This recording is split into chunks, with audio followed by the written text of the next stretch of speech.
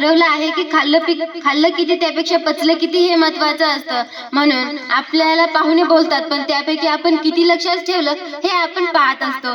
तर आज प्रतिक्रिया व्यक्त करणार आहे मी. माझे नाव ईश्वरी अमोल राठोड. मी वर्ग 7वी शिकते.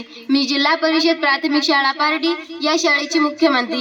आज आपल्या शाळेमध्ये काही पाहुणे आले होते. त्यांनी आपलं मनोरंजन केलं. ते म्हणतात ना, जे करावे मनोरंजन बालकांचे तयास जोडे नाते देवाचे. तर मित्रांनो, तसंच या कलावंतांनी आपलं मनोरंजन केलं आहे, तर यांचे फार फार आभार मानते मी. आणि त्यांच्यामध्ये जी कला आहे, जे त्यांच्यामध्ये गुण आहेत, त्यांनी आपल्यासमोर उघडं केलं, हे आम्हाला फार आवडलं सर. आणि सर, तुमच्या या कलामधून आम्हाला एक असं शिकायला भेटलं की आपण कथाकथन कसं केलं पाहिजे, आपल्या आवाजामध्ये चढ उतार कसा असला पाहिजे, हे आम्हाला तुमच्या बोलण्यातून कळालं. आणि नक्कीच सर, तुम्ही परत एकदा आमच्या शाळेत या. आम्हाला नक्कीच फार आनंद होईल. आणि तुम्ही आमच्या मुलीचं कौतुक सुद्धा केलं, हे सुद्धा आम्हाला फार आवडलं. आणि तुम्ही जेव्हा तुमची शब्दफेक आम्हाला ऐकू जात होती, जी तुमची बोलण्याची भाषा होती ती आम्ही ऐकत होतो, तेव्हा आम्हाला फार आनंद होत होता.